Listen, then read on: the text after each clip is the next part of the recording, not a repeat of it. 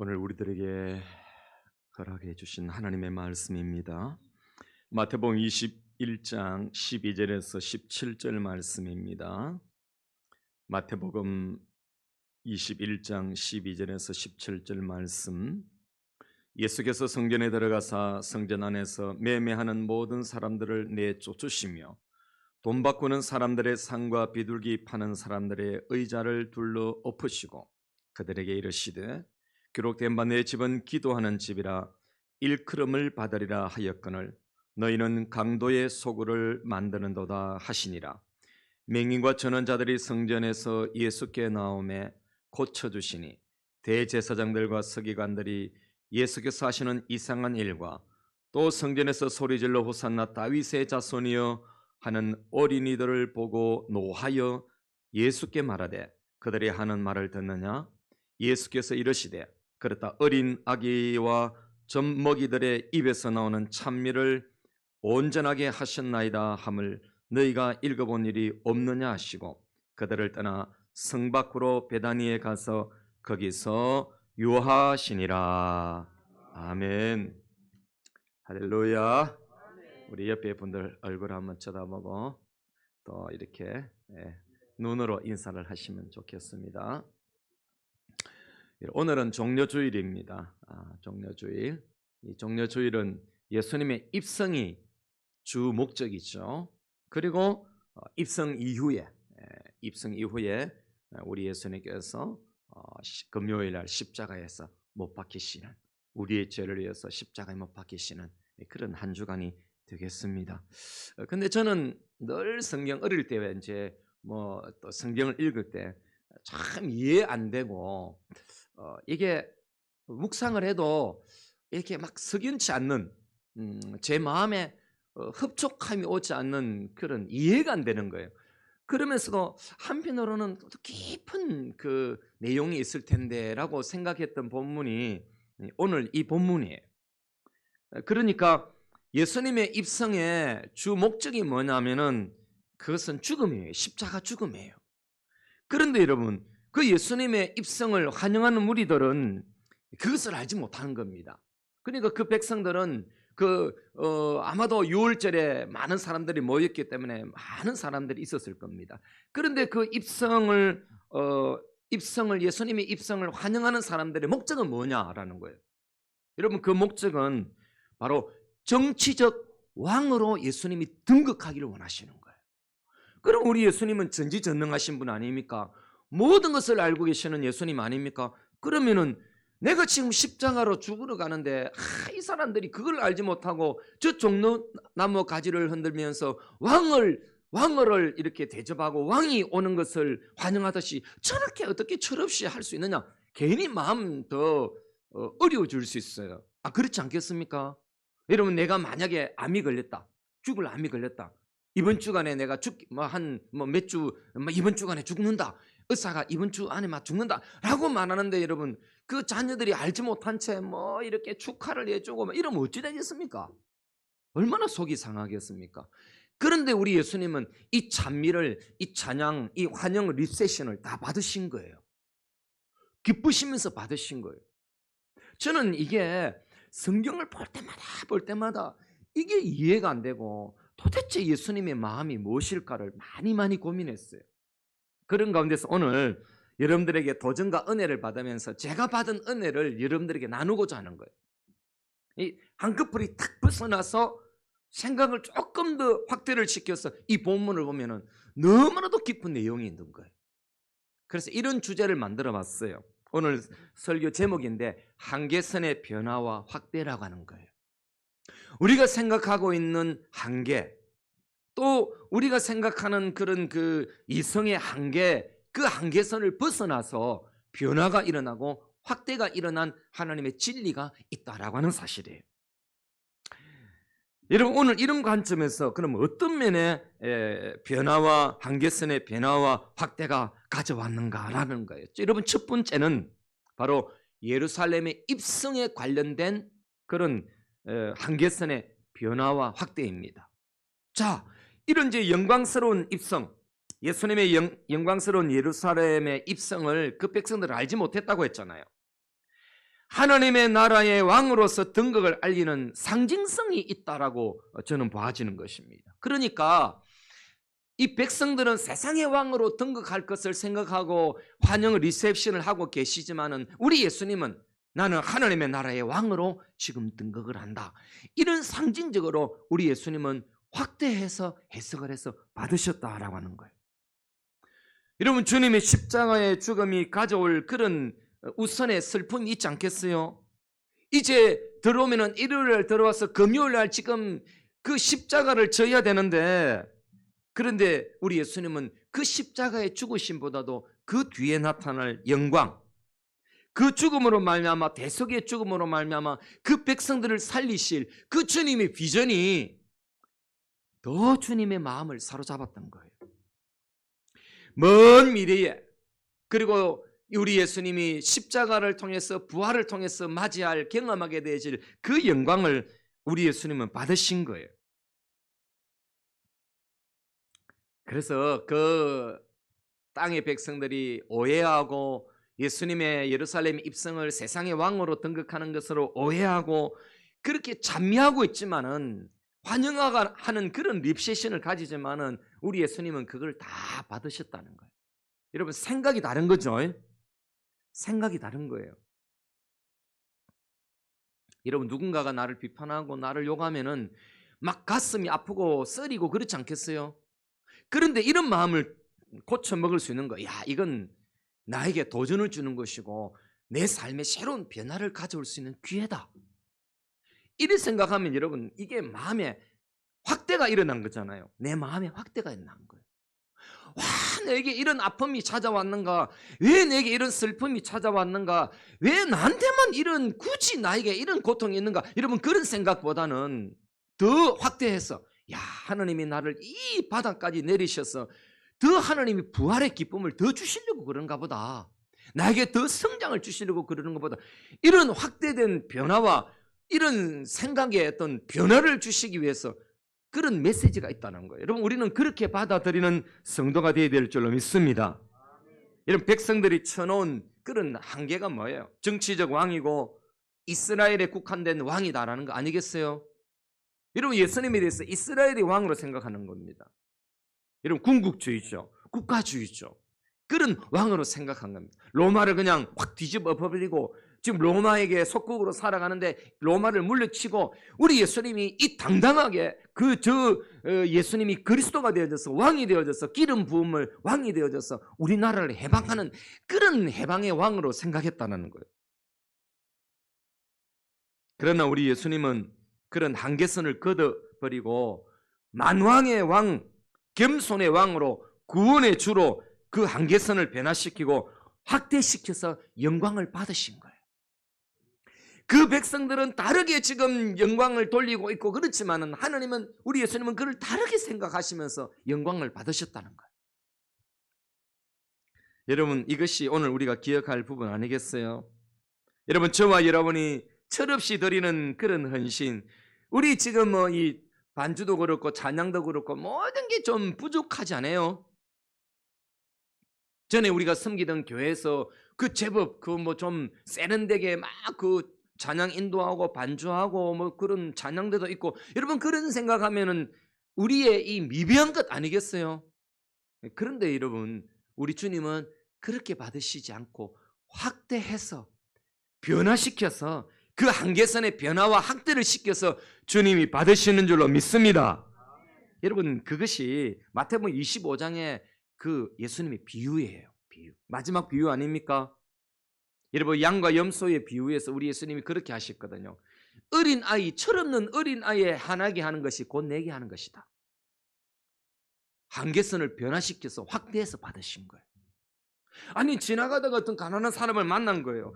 이 가난한 사람에게 뭔가를 베풀어 줬어요. 그런데 우리 예수님은 그걸 이렇게 받으셨다는 거예요. 그 바로 내다라는 거예요. 이 철없는 어린 아이, 예영아, 이 예영이 이 철없는 아이, 지연아, 아이고 그래 엎드려서 은혜를 받고 있나. 우리 예수님은 이런 어린 아이들의 이 작은 것을 받으시고 우리는 또한 이들에게 사랑을 베푸는 이것을 예수님이 그 받으시는 것처럼 그렇게 확대시킨다는 거예요. 이게 우리에게 얼마나 은혜가 되고 위로가 되는지 모릅니다. 우리 예수님은 지금 나귀를 타고 입성하시지 않습니까? 여러분 언젠가는 요한계시록 19장 11절에 보면 이렇게 확대되어 있어요. 우리 예수님이 흰말을 타고 오신다 이랬어요. 이건 여러분 상징입니다. 상징. 우리 예수님이 말을 타고 온다는 그런 것보다는 여러분 승리자로서 흠없이 승리자로서 오신다는 그런 상징이에요. 그러니까 한계선의 그런 여러분 변화와 확대를 가지실 그런 주님이라는 겁니다. 그러면 또 어떤 한계선의 변화와 확대가 오늘 본문에서 등장을 하겠습니까? 여러분 그 다음에 볼 부분이 바로 여러분 성전과 관련된 한계선의 변화와 확대예요. 제가 지금까지는 여러분 1절에서 11절의 내용을 가지고 좀 언급을 했다면 이제 12절부터 나타나는 그런 내용이에요. 우리 예수님은 메시아로서 예루살렘 입성, 이 환영 리셉션이 끝났어요. 그 종려나무 가지를 흔들면서 그렇게 환영하는 걸 다 받으신 거예요. 근데 그 다음 수순이 뭐냐면은 여러분 한번 생각해 보세요. 백성들이 생각에 왕으로 오실 분이다. 그래서 막 환영 리셉션을 했어요. 그러면 예루살렘에 딱 들어왔으면 어디로 가야 되겠습니까? 왕궁을 진입해야 됩니다. 그 당시에 여러분 로마가 주둔해 있던 그 안토니아 요새가 있었어요. 망대가 있었어요. 여러분 거기가 로마의 군사가 주둔해 있는 중심지예요. 그러면은 예수님이 여러분 왕으로 저 백성들이 부르짖는 것처럼 왕으로 오셨다면은 왕이 되려고 한다면 어디로 진격해야 됩니까? 여러분 그 주둔지를 향해서 안토니아 망대를 향해서 그 군사들이 그 주둔해 있는 그곳을 향해서 우리 예수님이 가셔야 되는 거예요. 그런데 우리 예수님이 어디를 가셨느냐라는 거예요. 이런 바로 성전에 들어가신 거예요. 성전. 그리고는 여러분 성전에 들어가시고는 성전 뜰에 있었던 그 매매하는 짐승 매매하는 자들을 내어 쫓으시고 돈 바꾸는 자들의 상과 뭐 비둘기 파는 자들의 그 의자를 다 둘러 엎어 우리 예수님은 완전하게 뒤엎어 버렸어요. 아니 우리 예수님이 여러분 그 로마 관절을 뒤엎어 버리기를 백성들은 원할 텐데 우리 예수님은 성전을 청소하신 것입니다. 하나님의 보좌가 있는 성전 아니겠습니까? 정치적으로는 헤롯이 지어준 그런 성전을 뒤엎어서 청소를 하신 겁니다. 왜 이렇게 하셨을까? 왜? 여러분 이유가 있어요. 성전에 매매를 하던 그곳이 어디냐면은 성전 뜰이에요. 뜰. 성전 뜰. 그 성전 뜰은 어떤 역할을 갖고 있냐면은 이방인들이 그곳에 와서 기도하고 하나님 앞에 예배하는 장소예요. 근데 유대인들이 이 종교 지도자들이 그 짐승을 가져와 가지고 그 물물 교환처럼 그렇게 막 그 돈을 가져와 가지고 짐승을 바꾸는 그래 제물로 드리도록 그렇게 하는 여러분 그런 장소로 그곳을 허락을 해버렸다는 거예요. 그러면 어찌 됩니까? 이방인들이 어디서 예배하고 어디서 기도하겠습니까? 그 뜰이 그냥 그렇게 변해 있다면 어디서 그렇게 예배하겠어요? 그래서 이 상업적으로 그 당시에 종교 지도자들은 길타기 돼 있었어요. 지금 그 상인들하고 종교 지도자들이 이렇게 싸바싸바 이래가지고 돈을 받아 먹는 거예요. 그래서 우리 예수님은 강도의 구휼이다, 소굴이다 그렇게 말씀하시면서 그 뒤엎어버린 것입니다. 거룩하고 흠없는 비둘기를 현지에서 바로 공급해서 하나님을 기쁘시게 해드리자는 그런 맹목은 갖고 있었지만은 바로 여러분 이 약한 자들의 기도와 예배를 막아버린 거예요. 여러분 우리가 기억할 부분이 있습니다. 여러분 우리의 종교적 열심이요 때로는 하나님을 삼켜버릴 때가 있어요.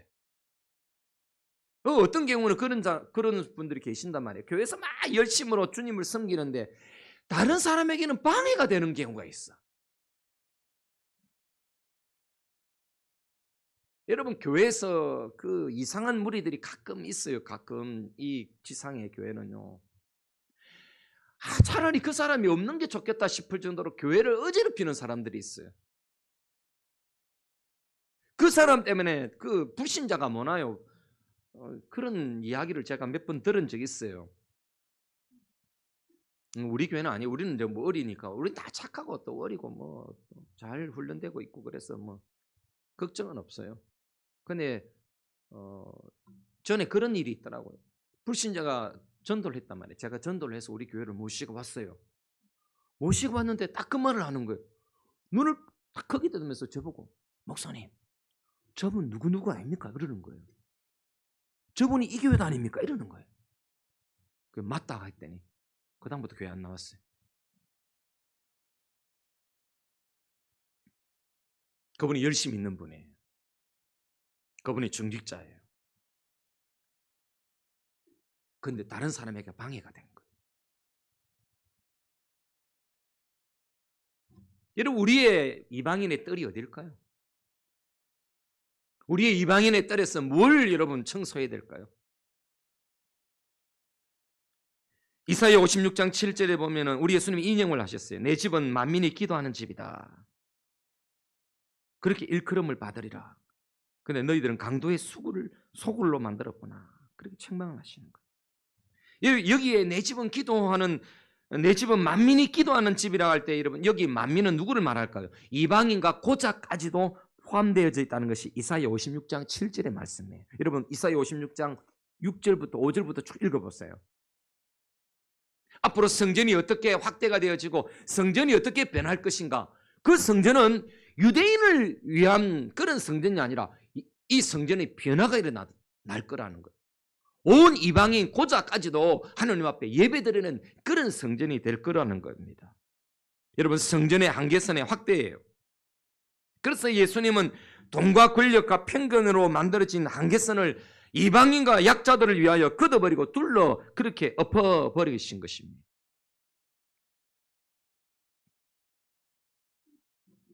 이렇게 정화를 하고 한계선이 확장이 되니까 그 다음에 여러분 참 놀라운 거예요. 여러분 저는 이거에 이 14절이 엄청난 거예요. 여러분 14절 보세요. 14절.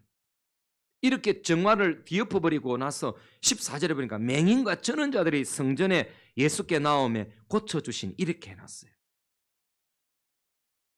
이런 평소에는 그 장사치들의 장애물로 인해서 성전 뜰에도 들어올 수 없는 자들이에요. 그리고 여러분 레위기 22장 20절에 22절에 보면은 눈먼 자들, 상한 자들은 성전에 못 온다고 했어요.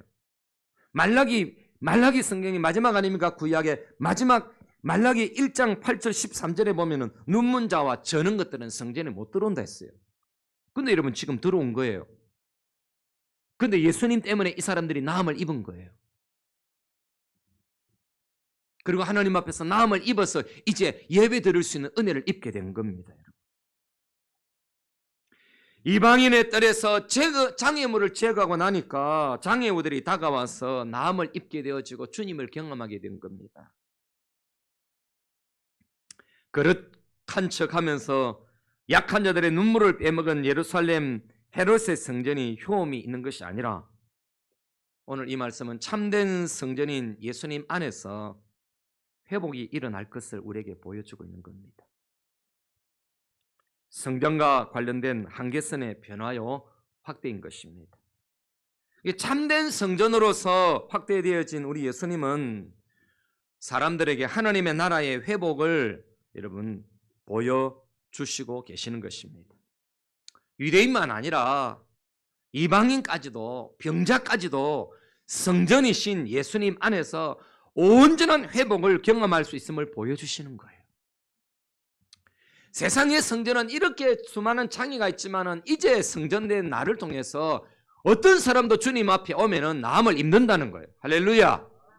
여러분 여기 왜 왔어요? 여기 왜 왔습니까, 여러분? 성전된 주님 만나러 온 것 아닙니까? 주님 때문에 우리가 나음을 입게 된 겁니다, 여러분. 아직도 내 마음에 병든 분들이 계십니까? 주님 만나시기를 주 여러분 축원합니다. 이 시간 우리에게 있는 어떤 한계선도 예수님에게는 방해가 되지 않습니다. 약자들의 기도, 예배를 가로막고 약한 자들이 떠오르는데 막는 한계선은 주님의 몸된 성전인 교회 공동체 안에서 무너져야 하는 것입니다. 우리는 성전이 장소로서의 한계선을 넘어서 예수님 자신이 성전이라고 하는 것으로 변화되고 확장되었음을 꼭 기억해야 합니다. 저는 제일 이제 이런 관점에서 보면은 목회하면서 이 교회 이제 뭐 이렇게 하면서 이런 것들을 자주 보면서 마음이 아파요. 성전 이렇게 성전이 완공되었다. 또 성전 그런 드린다. 이렇게 해서 예배를 드리는 이런 타이틀을 붙여 있는 것들은 굉장히 제 마음이 불편합니다. 예배당으로 쓰는 게 좋아요. 이 예배당은 성전이 아니에요. 우리가 이 모여있는 이 공동체가 성전입니다. 성전. 우리 한 사람 한 사람이 성전입니다, 여러분.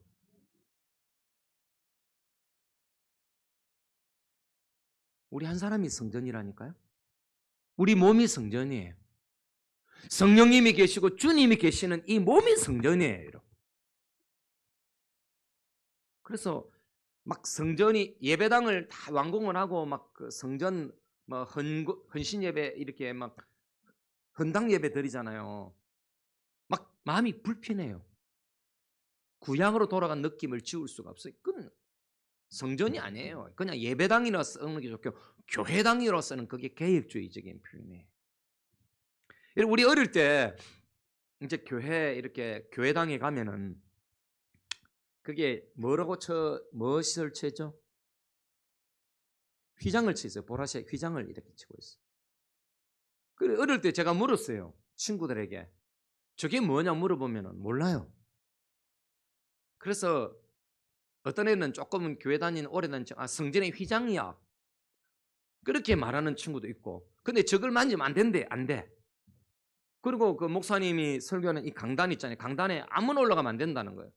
그리고 우리 어릴 때 교회 가도 거기는 아무도 가까이 못 갔습니다. 그런데 하루는 보니까 권사님들이 이 강대상을 닦고 있더라고. 근데 어떻게 권사님들은 가시나 봤더니 권사님들이 다 기도하고 올라가가지고 다 닦고 막 그렇게. 제가 깜짝 놀란 건요. 고등학교 때 제가 그림을 좀 그렸거든요. 우리 정은주 집사님은 완전 대상까지 받으신 분이지만 저는 그런 정도는 아니고 그 청년들이 많이 있고 그러는데 그 뒤에 그림 그리잖아요. 성탄절 때.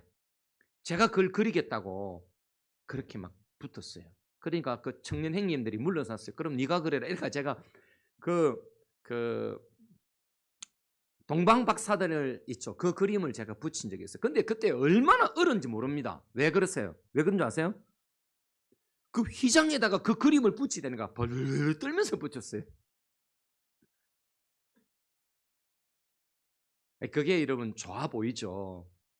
그런데 여러분 실제로는 이게 성전이 아니라는 거예요.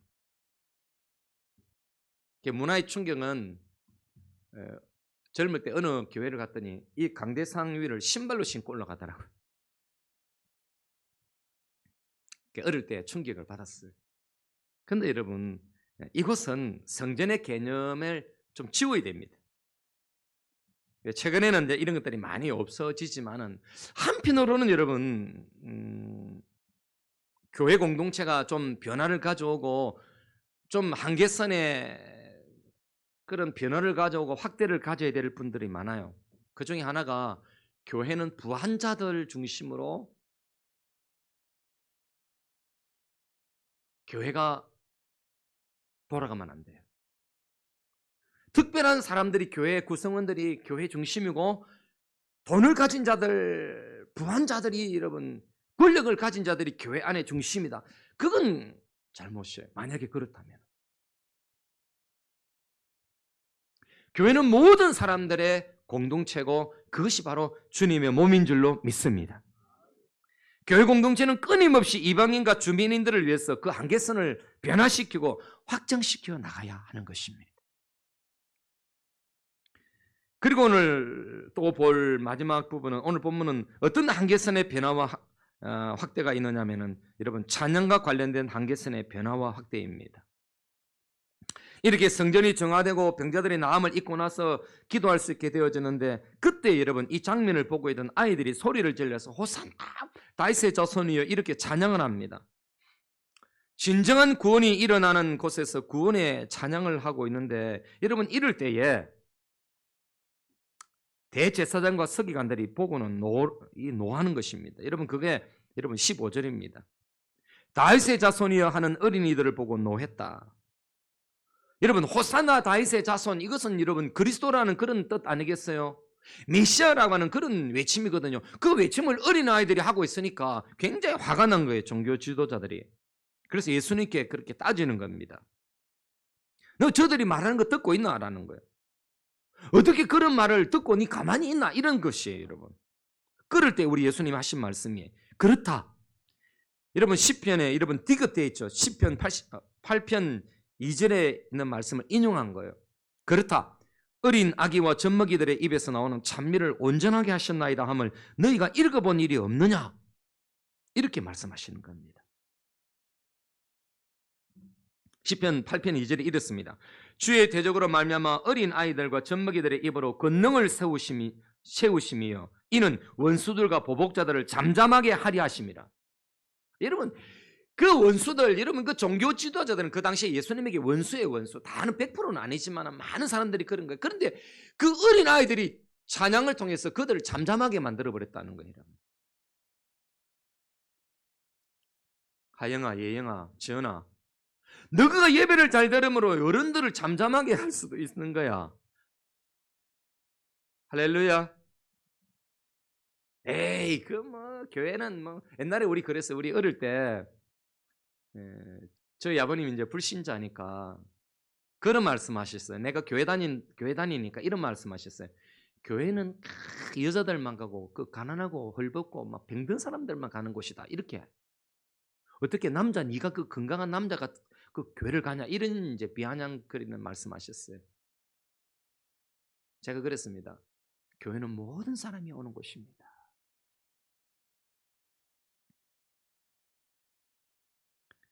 어린 아이들을 통해서 또 하나의 대단한 한계선의 변화와 확대를 가져온 것입니다.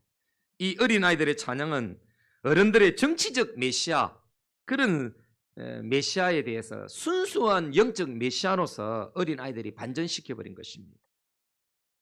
예수님이 누구인지를 알아야 하는 종교 지도자들은 이제 몰랐지만은 약하고 이 천한 아이들은 알고 있었고 찬미를 준비하였던 것입니다. 이것은 예수님이 1년 전 마태복음 11장 25절에서 똑똑한 자들에게는 숨기시고 약하고 천하고 인정받지 못하는 아이들에게는 드러내셨다라고 하신 말씀대로 이루어진 것입니다. 여러분 정치적 메시아를 고대하는 어른들의 이 찬양의 한계선이 성전에서 보잘것없는 어린 아이들의 입에서 나오는 그 찬양에서 영적이고 우주적인 메시아로 변화되고 확장이 일어난 것입니다. 여러분 성전에서 거룩한 척하면서 불렀던 종교 지도자들의 찬양은 성전 안에서 종교적 노래로서 한계 안에 머물러 있었지만은 어린 아이들의 입에서 나온 찬양은 가난한 그런 영혼들을 살리신 예수님께 진정으로 드려진 온전한 찬양이 되어졌다 이 말입니다. 철없는 어린 아이들이 종교 지도자들을 이긴 것입니다. 제가 시골에서 교육 전도사를 시작할 때요. 1980년도 초인데 그 교회가 어령대이라고 하는 교회예요. 어령대이 교회. 그 교회 제 전도사로 교육 전도사로 그렇게 섬기는데요. 그 예배를 들을 때마다 처음에는 시험이 들었어요. 찬송을 부르면은요 어르신들이 막 이게 가사는 다 외우고 계시는데 곡이 한 곡이에요. 곡이 한 곡. 이게 무슨 말인지 아십니까? 한 곡에 맞춰서 모든 가사를 다 붙여서 부르는 거예요. 근데 저녁에 와서 이제 이 어르신들이 와서 찬송하고 막 근데 예배하고는 다르게 막 와서 저녁에 와서 기도하는데 앉아갖고 내 주를 가까이 이것도 이 곡이나 뭐 모든 게 하늘에 뭐 다른 곡들도 하여튼 막 비슷하게 다 붙였어요. 그래서 헷갈리는 거예요, 제가.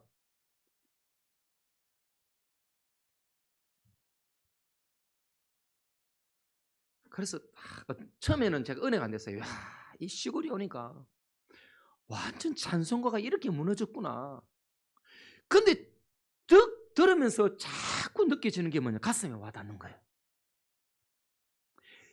가사를 다 외우면서 곡은 한 곡밖에 안 되는데 이상한 곡이에요. 근데 그건 할머니들이 어떻게 또 맞춰서 불러요, 그게.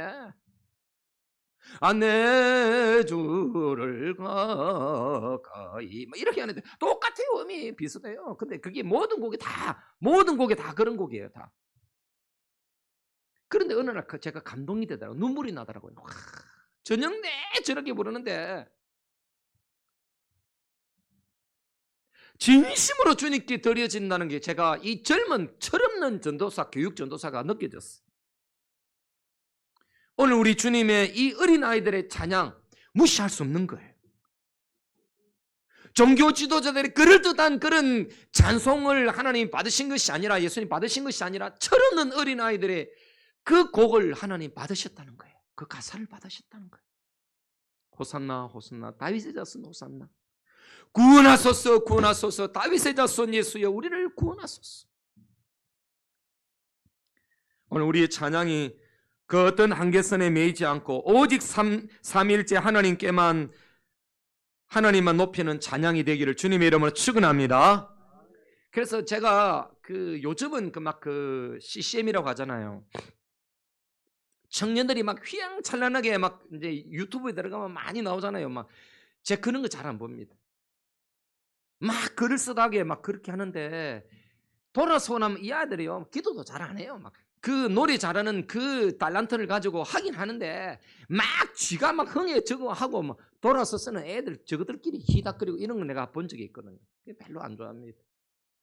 우리 교회는 약간 뭐 수준도 안 돼요. 막 아줌마들 아저씨 앉아가서 갖고 막 청년들이 없으니까. 그래도 주님이 순수하게 찬양하고 그렇게 반주하는 거 주님이 받으실 줄로 믿습니다. 말씀을 정리하면서 이런 결단을 여러분에게 요구합니다. 우리가 이런 결단 해봅시다. 우리는 어떤 부분에서 한계선의 변화와 확대를 가져와야 하는지라고 하는 거예요. 오늘 제가 말씀드린 이 본문에 의해서 이 한계선의 변화와 확대에 대해서 말씀드렸는데 어떤 부분에 나는 내가 갖고 있는 신앙생활의 한계선을 좀 변화를 가져오고 확대를 가져와야 되느냐라는 거예요. 본문하고 관계없이 저는 이런 생각해 봤어요. 바로 생각의 변화. 생각의 한계선의 변화와 확대를 가져보자. 제가 설교 준비하면서 윌리엄 미첼이 쓴 오래된 책이에요. 메뚜기 사고방식 벗어나기라고 하는 그런 제목의 책이에요. 여러분 이 책에서 강조하는 게 뭔지 아십니까? 메뚜기 사고방식에 빠진 사람은 자신의 약점에 초점을 맞추고 자신을 인정하지 않는다는 거예요. 가치 없는 사람으로 간주한다는 거예요. 어떤 분이 그런 말씀하셨어요. 우리 교회 오시면서 아이고 목사님 저는 나이도 많고 막 교회 목사님 목회에 도움이 되겠습니까? 제가 그랬습니다. 앉아만 계셔도 은혜가 됩니다. 그랬어요. 메뚜기 사고예요. 그건 메뚜기 사고예요. 아까 말씀드렸잖아요.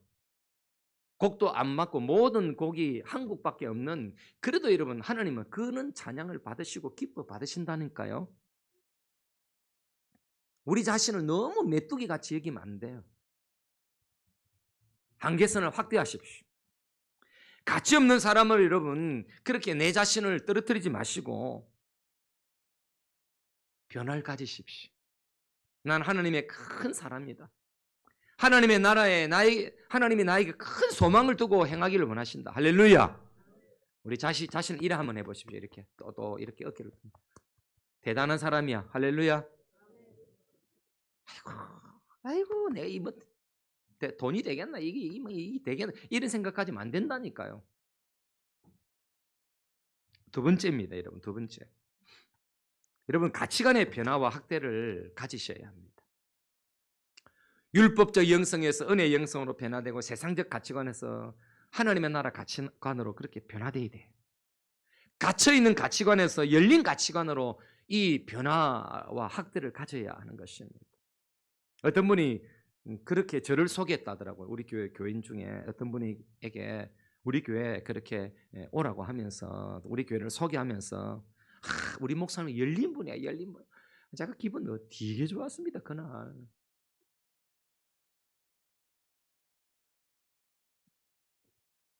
열려 있어야 된다. 가치관이 열려 있어야 된다라는 거. 여러분, 세 번째는 여러분들이 하나님을 아는 지식에 변화를 가져와야 돼요. 하나님의 말씀을 더 열심히 배우고 더 열심히 관심을 가지시고 그렇게 하셔야 돼요. 제가 이제 좀 준비를 하고 있는데 이게 좀 요즘 제가 조금 바빠갖고 조금 자꾸 딜레이가 되는데 이제 유튜브에 매일 마음으로는 그래요. 매일 유튜브에 짧게 성경에 대해서 제가 여러분 텔레비전에 보면 유명한 목사님들 나오셔가지고 성경 같은 거 배경 같은 거 이야기하잖아요. 저도 그런 시간을 좀 가지려고 해요.